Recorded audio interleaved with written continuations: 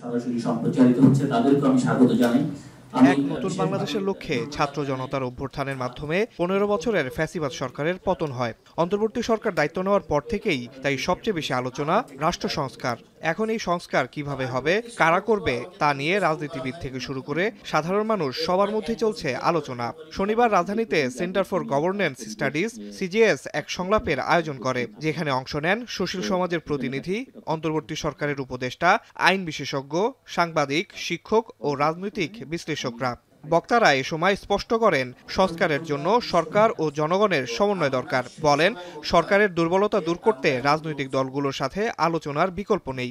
এখন পর্যন্ত গভর্নমেন্টের ফাংশনিং এত দুর্বল, ওইদিকে পাহাড় অশান্ত হচ্ছে, এইদিকে আবার মাইনরিটি, এইদিকে আপনার রাস্তায় নামছে, আবার গার্মেন্ট সেক্টর অস্থিরতা হচ্ছে, শেষ পর্যন্ত সেনাবাহিনীকে ম্যাজিস্ট্রেসি পাওয়ার দেওয়া হলো। রাজনৈতিক দলগুলো হচ্ছে মেইন স্টেক হোল্ডার। এই সরকারের ব্যাকআপের জন্য, স্থিতিশীলতার জন্য রাজনৈতিক দলগুলো হবে তার অন্যতম সহযোগী। রাজনৈতিক দলগুলোর সাথে কোনো ওপেন আলোচনা নাই। এখনো আমরা চাই এই সরকারটা ভালো করুক।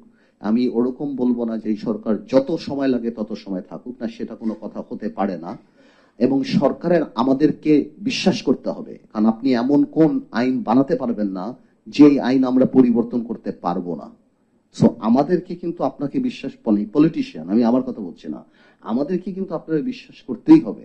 ছাত্র জনতার স্বপ্ন ধারণ করে সংস্কার প্রক্রিয়া শুরু হয়েছে উল্লেখ করে সংলাপে অংশ নিয়ে পরিবেশ উপদেষ্টা বলেন, সংস্কার প্রস্তাবনা আসা মাত্রই সংস্কার হয়ে যাবে এটা মনে করার কোনো কারণ নেই। সমাজের প্রতিটি জায়গায় ফ্যাসিবাদের দোসররা রয়েছে, তাই রাতারাতি সবকিছু পরিবর্তন করা সম্ভব নয়।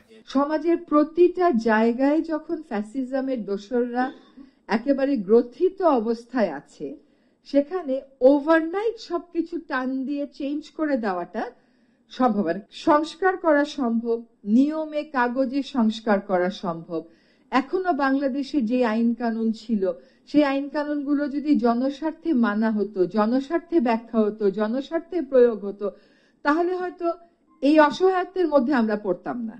বিভক্তির রাজনীতি শুরু হলে সুশাসন প্রতিষ্ঠার যে সুযোগ এসেছে তা ব্যর্থ হবে বলে মনে করেন বদিউল আলম মজুমদার। আন্দোলনের সফলতা ধরে রাখতে গণমাধ্যম, সুশীল সমাজ সহ সবাইকে দায়িত্ব পালনের আহ্বান জানিয়েছেন তিনি।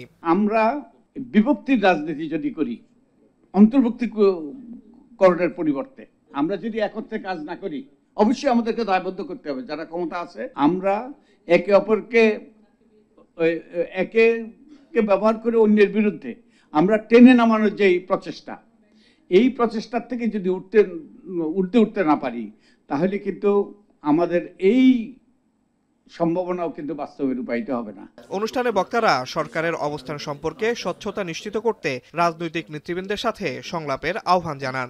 বাংলাদেশে দীর্ঘদিন আসিফ ইকবাল, এখন, ঢাকা। কাজ করছেন, আন্দোলন করছেন, নাগরিক আন্দোলন। 250-টিরও বেশি ডিজাইন অপশন নিয়ে ওয়ালটন স্মার্ট ফ্রিজ, বোঝে আপনার প্রয়োজন।